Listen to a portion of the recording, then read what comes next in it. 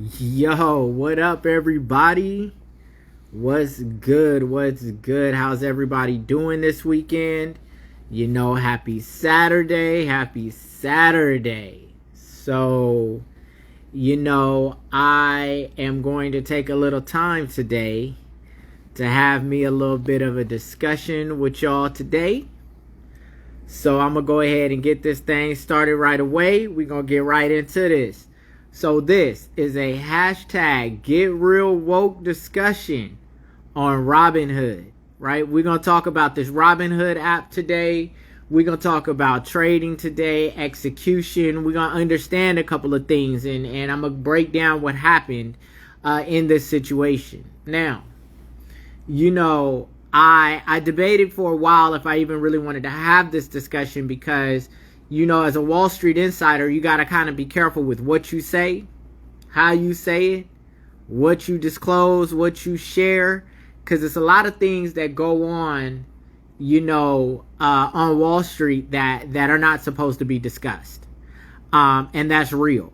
And, I'll just say this. There are a lot of things that if, the common consumer understood how Wall Street really worked, y'all will be upset.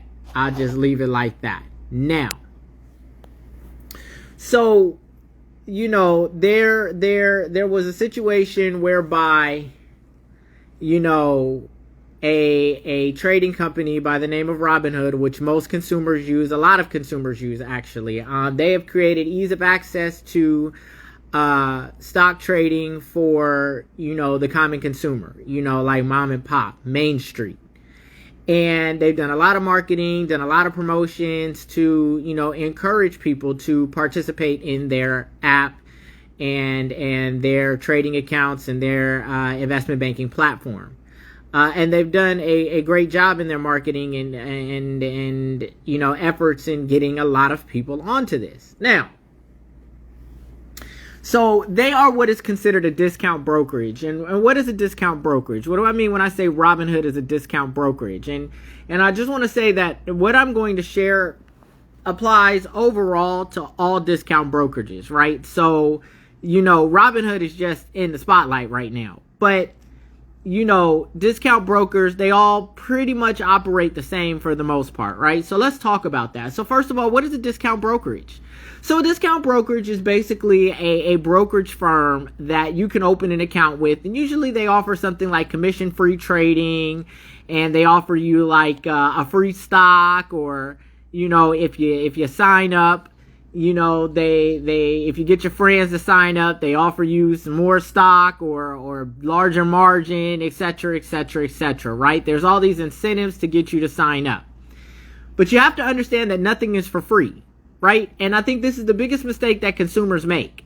Consumers make the mistake that, discount brokerage, they're not charging me commission, so I'm going to keep making more money. I'm going to get the opportunity to keep more of my money because they're not charging me any commissions. Understand that Wall Street never loses money. Like, understand that nothing is free on Wall Street. Nothing. Nothing, nothing, nothing, nothing. And, over the course of me doing this discussions, I've had a couple of people reach out to me and ask me what I thought about Robinhood. And overall, I've just kind of, given kind of a mum answer, right? Like, it's cool for what it is, but, there are better trading platforms out there like TD Ameritrade, right? This is generally my stock answer to this, right?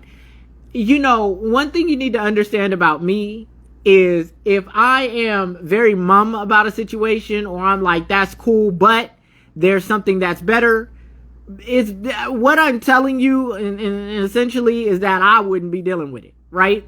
And what I'm telling you is there's more to it than what you understand. Better to open an account somewhere else. I mean, you can open an account. TD Ameritrade is a great place to open a trading account.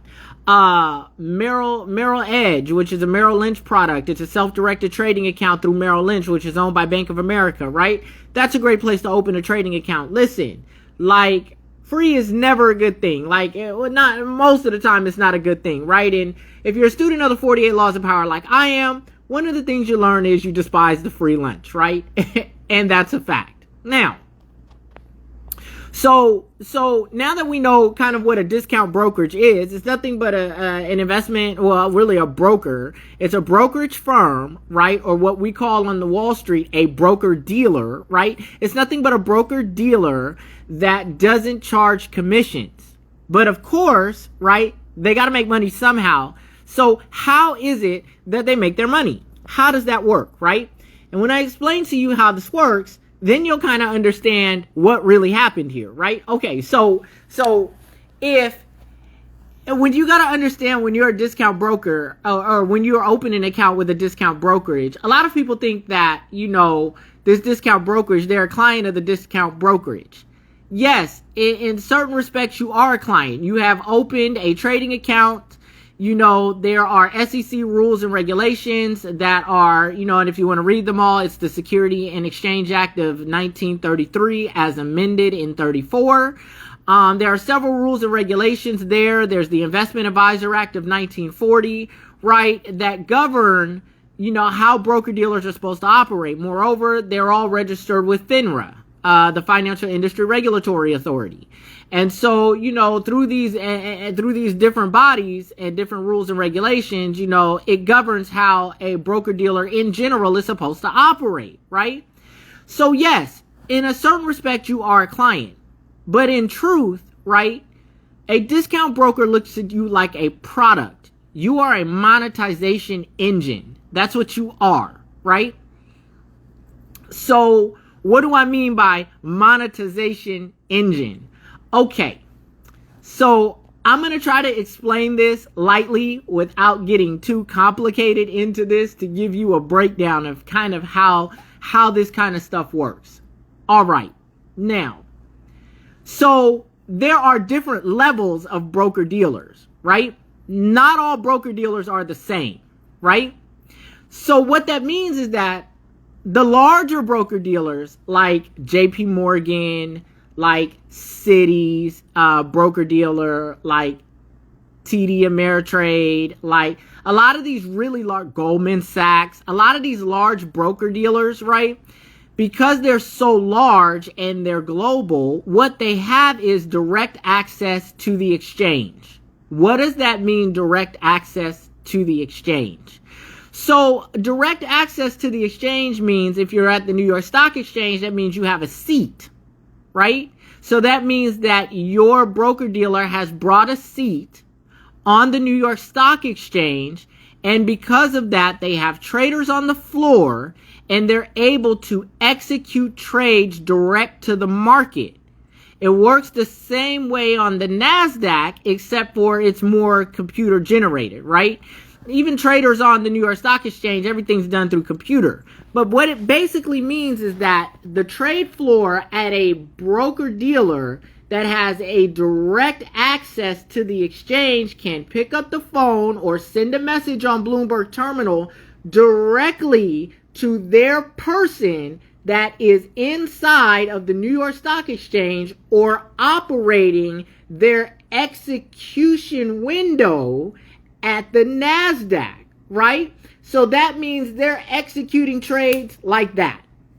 So if you're not large enough or you don't have the capital to be able to afford the fees to have direct link and direct access to the exchange, right? Then you have to use what's called a clearing and settlement firm. So now, all broker dealers have relationships and accounts with the Depository Trust and Clearing Corporation, or DTCC, right? But that's a whole nother separate conversation altogether, which I'll get to in a second. But, so for example, as a lot of you know, I used to own an investment banking and advisory firm, right? We were pretty large, you know, but we were not large enough to have a seat on the New York Stock Exchange or the NASDAQ. So when our clients would want to make trades, what we would do is process the trade with our clearing firm. And then the clearing firm would execute the trade, right? So we used Interactive Brokers and Pershing. Pershing is owned by BNY Mellon, right? Which is a huge bank. So they were executing the trade on behalf of our clients. We were just processing the trade to the clearing firm, right? Now, here's where it gets tricky. When you have a prime, because a clearing firm is also known as a prime broker, right? So a prime broker or a clearing firm offers an investment bank or another broker dealer who they clear for, they offer them a lot of different things, right? So when you don't have direct access, right, to the exchange and you're processing trades, you have to also post collateral. You have to post collateral with the Depository Trust and Clearing Corporation, and you also have to deposit collateral with your clearing firm, because they have to make sure that from the time it takes them to receive your trade and execute your trade, if the price changes, they have to make sure that they have sufficient collateral to cover these trades while they're being processed, right? So they require you to post collateral. The other thing that they do, which is really interesting to help you out, a lot of the prime brokerages issue you what is called a line of credit. So they issue you a line of credit to be able to give margin or extend lending to people that have that want to borrow more money or make larger trades. So example, if you have $10,000 in your account, if you have the margin ability, right, you may only have 10,000, but you may have the buying power of, let's say, $20,000 or $30,000, right? 10,000 in your cash plus $20,000 in margin. That's a loan from your broker dealer or the investment firm that you've opened your trading account with. In order for them to extend that line of credit to you, right, they draw down on their own line of credit that they've gotten from other investment banks, other banking institutions, and their clearing firm, prime brokers, etc., etc.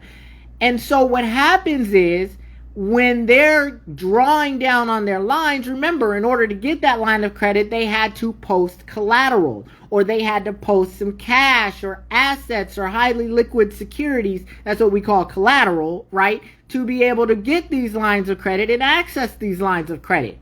So what happens if a large group of investors that have accounts, which is exactly what happened in Robinhood situation, that have accounts, right, decide that they're all going to use their margin and buy a whole bunch of a stock?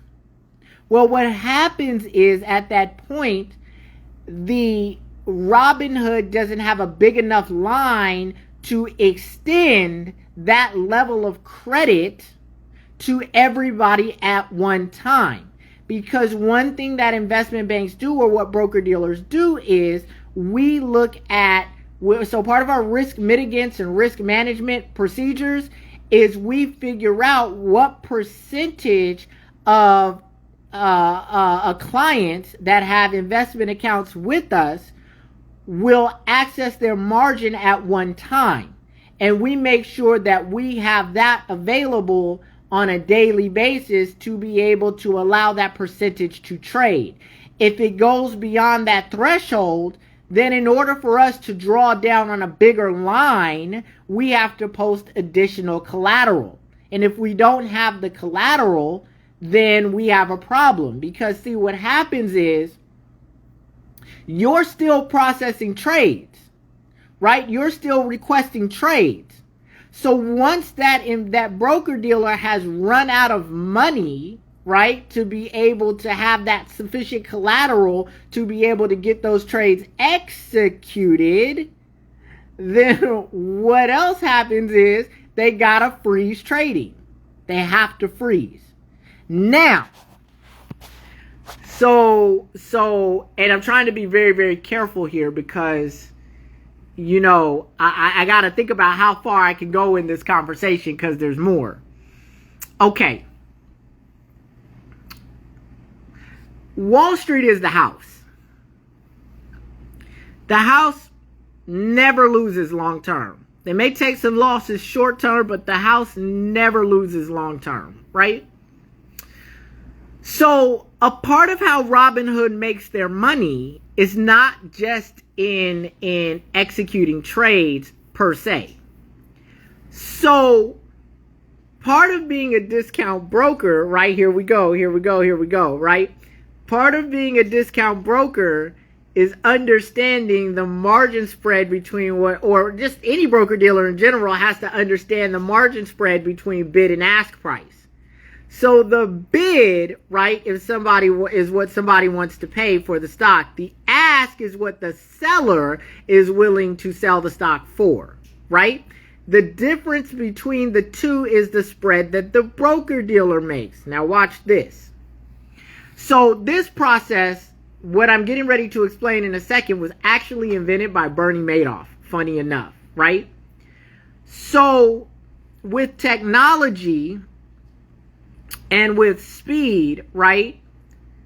Technology brought about speed. So now trades can happen extremely rapidly at this point, right? So what can happen is, and what discount brokers do, this is another way discount brokers make money, right? Is, okay, let's say the bid is one, the ask is the other. I can actually lower the bid, right?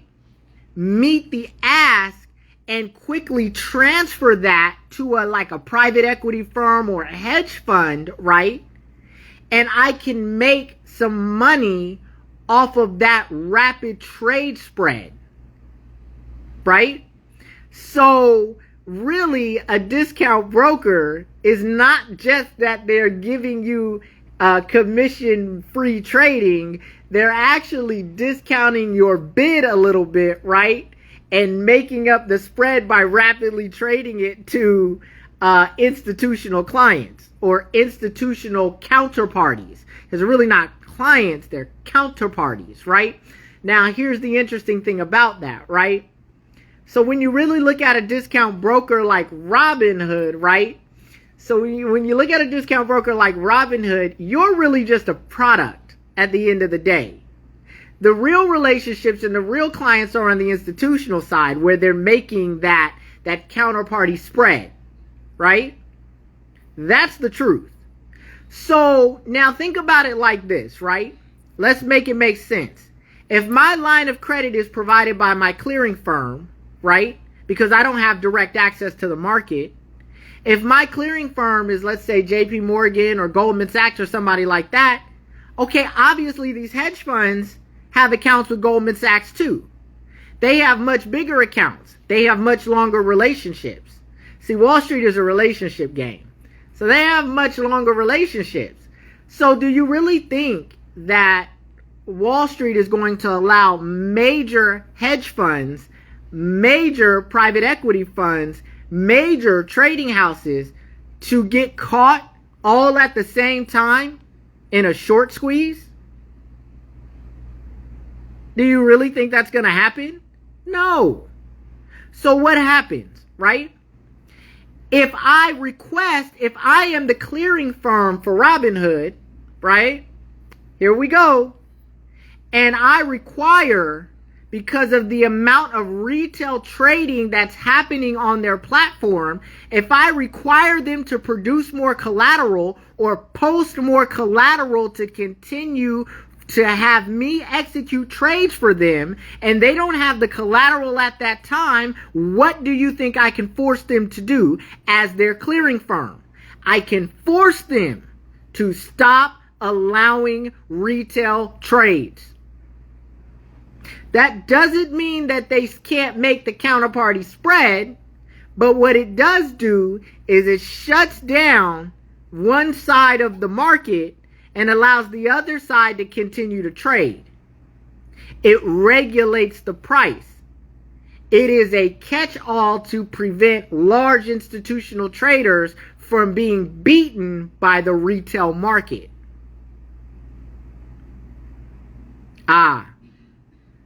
I know this is a little complicated. I'm trying to explain this in the simplest of terms as I can.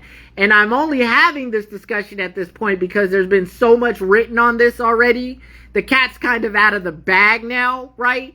So I can kind of have this discussion without going too far into this, right?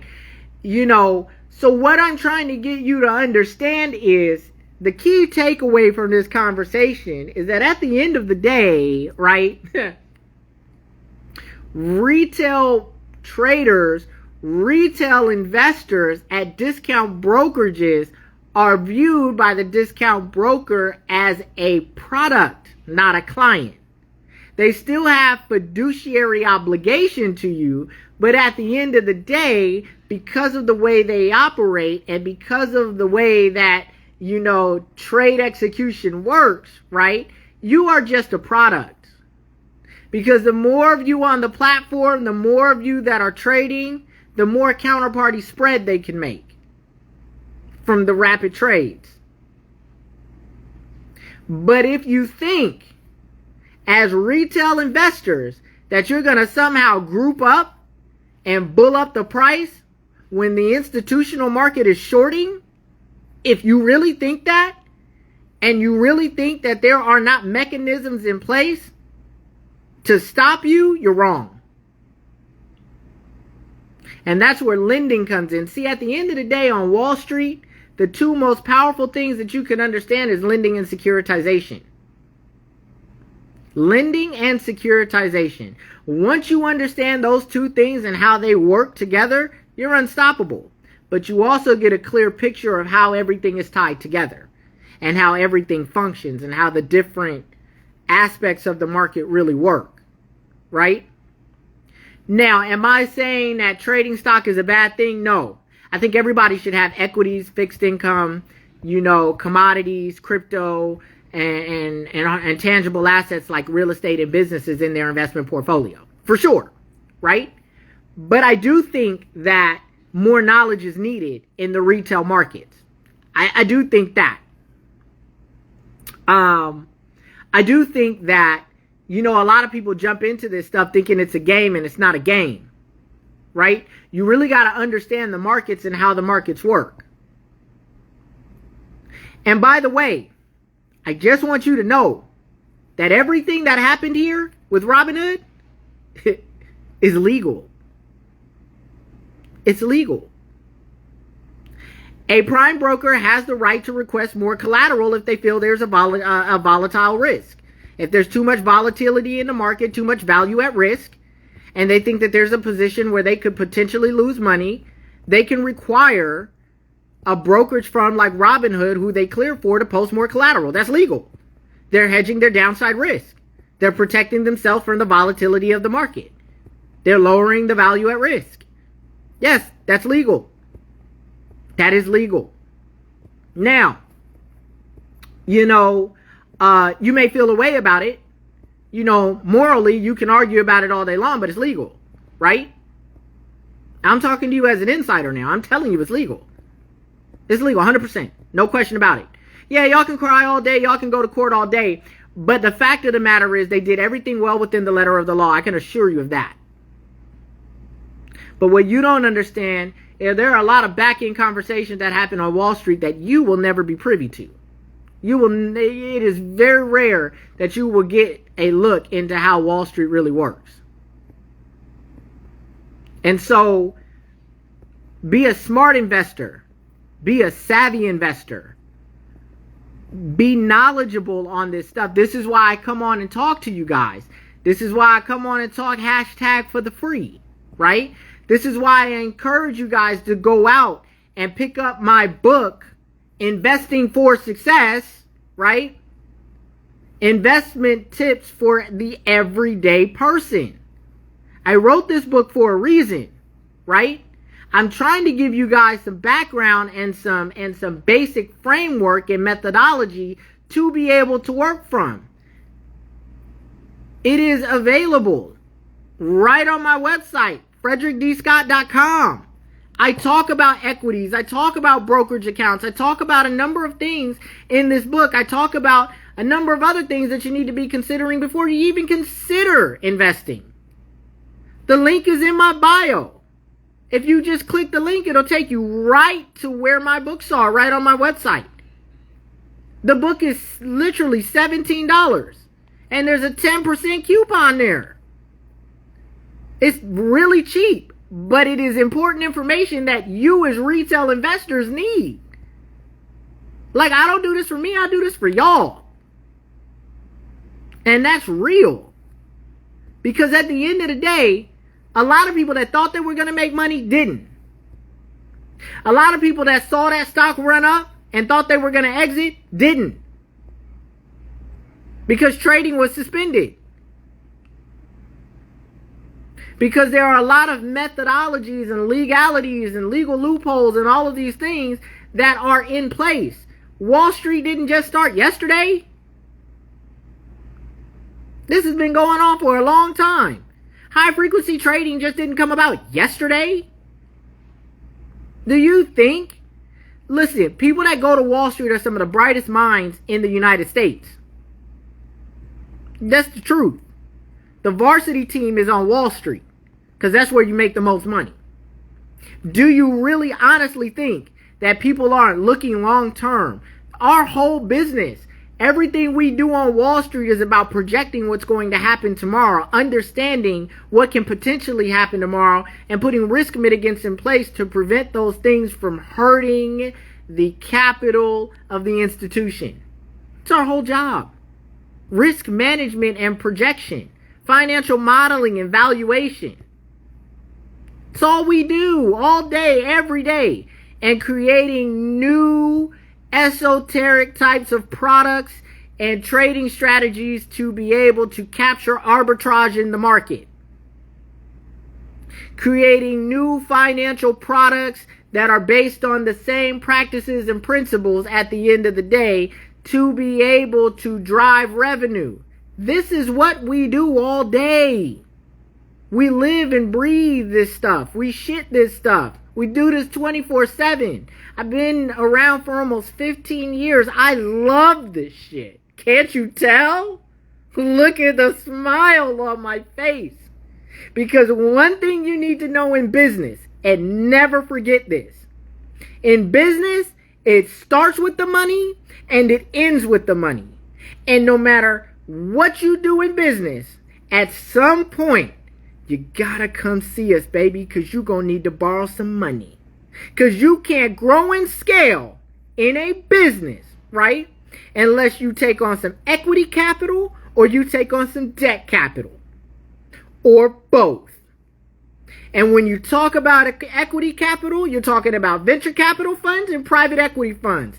Institutional people on Wall Street. When you talk about debt capital, you're talking about a financial institution. You are talking about a financial institution. Wall Street. Wall Street. The number one drug in this world. It wasn't heroin. It was money. Man, listen, the biggest gangsters and thugs wear neckties. You didn't know? We could get into a physical fight all day long and I could beat you up. But at the end of the day, you heal from that ass whipping. But baby, what I can do to you with a pen, you will never recover from. I could decimate you a lot worse with a pen than I ever could with my fist. And it's like dying a slow death. Because you don't die physically. You got to live through this. Welcome to Wall Street. And one thing about money, I don't care who you are, right? Once you get a hit of this, baby, oh, you gonna come back. Why you think Robinhood giving you a free stock? The first one's on me, baby. All the rest of them gonna be on you. Believe that. Wall Street never loses long term. Know what I mean? Wall Street never loses long term. Understand that. So y'all, I just wanted to spend some time with y'all. I see I got some questions coming in, so I'm going to go ahead and answer some questions. Let me go ahead and get the Q&A up. Let's see what we got here. You should teach more often on live. I appreciate that. I've actually been teaching on live. Young face smiling, thank you so much. I actually have been teaching on live now for about 6 months. I always post them on my YouTube channel. I've been doing this for about 6 months now. Just talking. I just pull up. Like, and so with that in mind, listen. Like, you know, like, subscribe, share, follow. Turn on your notifications. You know what I mean? So that way you know when I'm going online. I pop up at least once a week for the most part. You know what I mean? And I just drop little knowledge on y'all just to, you know, give you some perspective. Give you a little background. Give you a little education. You know, I've written 5 books, actually. They're all available on my website at fredrickdscott.com. I've written 5 ebooks. I've written one on credit. I've written one on investing. I've written one on cryptocurrency. I've written one on grants. I've written one on social media marketing and branding. I mean, I've written 5 books. They're available on my website. I don't do this, and they for the low. That's the crazy part. Because for me, it's not about, you know, making millions of dollars off the community. It's about giving y'all access to the knowledge and information. You know what I mean? That's why I do hashtag for the free. That's why I do hashtag get real woke. All the knowledge and information I give out when I come on live, I give it to y'all for the free. Hashtag for the free. You know what I mean? Yeah, like at the end of the day, my books, they cost a couple dollars. But I guarantee you that you will get more information out of my books than most courses that you could sign up for that you're going to pay a whole lot more money for. The little $17 that I'm charging, to be honest with you, I'm just charging for the time it took for me to write the book. Time, effort, and energy I put into actually writing the book. That's it. I ain't trying to get rich off of this. I'm trying to give y'all free and low-cost access to information, knowledge, experience. So that way y'all can be better, more knowledgeable, and able to find the success that you're looking for and to be able to execute on that success because you have a sufficient foundational level of knowledge, right? From somebody who has the credentials, who has the experience, who has the background, who's actually been on Wall Street. I have my financial modeling and valuation analyst designation. I have my capital markets and securities analyst designation. I am a certified banking and credit analyst. I have my diploma in Islamic finance. I've been around for almost 15 years. I used to own an investment banking and advisory firm. I come from the street. I have a Wall Street background and I bring a Main Street approach. That's it. That's it. And I give that to y'all because y'all need it. Because there's a lot of people in our community that's passing out inaccurate information, wrong information, bad information. And one thing about financial literacy, one thing about when it comes to this financial stuff, this stuff can get you in trouble. Taking the wrong information, taking the wrong advice gets you in a lot of trouble. And a lot of people running around, and it costs you a lot of money too. I tell people all the time, don't let social media cause you to lose everything you worked so hard for. Real talk. Like, listen, this is serious business. You got to be careful who you listen to on this kind of stuff.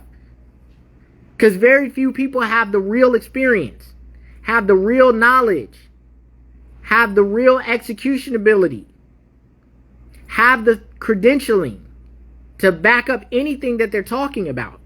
They just read a couple of books and just decided that that was enough. It's not. Because there's a lot of stuff to this that you can't read. You can't read experience, baby. And a lot of the stuff that really matters, bruh, you either had to have been there on Wall Street or you got to have somebody that's willing to come talk to you that comes from Wall Street. Period. That's how this works. All right, y'all? So as always, I appreciate y'all for listening to me. I appreciate y'all for spending some time with me. Please like, subscribe, follow, share this information with anybody that you think can benefit. The more people know about what I'm doing, the more people can benefit from this information.